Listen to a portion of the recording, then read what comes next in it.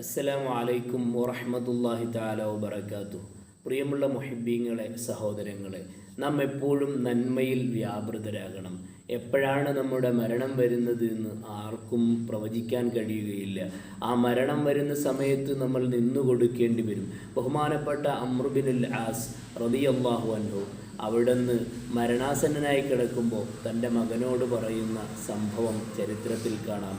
മോനെ, ഞാൻ ഒരുപാട് തെറ്റുകൾ ചെയ്തു, ഞാൻ ഒരുപാട് തിന്മകളിലായി ജീവിച്ചു. അതിൽ പ്രധാനപ്പെട്ടത് മുത്തുനബി സല്ലല്ലാഹു അലൈഹി വസല്ലമ തങ്ങളോട് ദേഷ്യത്തിലും അവിടത്തെ കൊല്ലാനും വേണ്ടിയൊക്കെ ഞാൻ പ്രയത്നിച്ചിട്ടുണ്ട്. അപ്പോഴൊന്നും ഞാൻ മരണപ്പെട്ടു പോയിട്ടില്ല എന്നത് എനിക്ക് വലിയ സന്തോഷമുണ്ട്.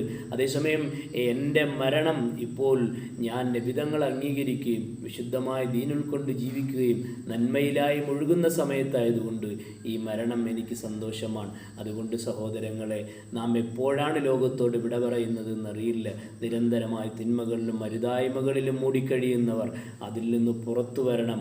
മരണം ആ സമയത്തായാൽ അള്ളാഹു വലിയ ഖൈർ നമുക്ക് ചെയ്യും. തൗഫീഖ് ചെയ്യട്ടെ. ആമീൻ ബിറഹ്മതിക യാ അർഹമർ റഹീമീൻ. അസ്സലാമു അലൈക്കും വറഹ്മത്തുള്ളാഹി.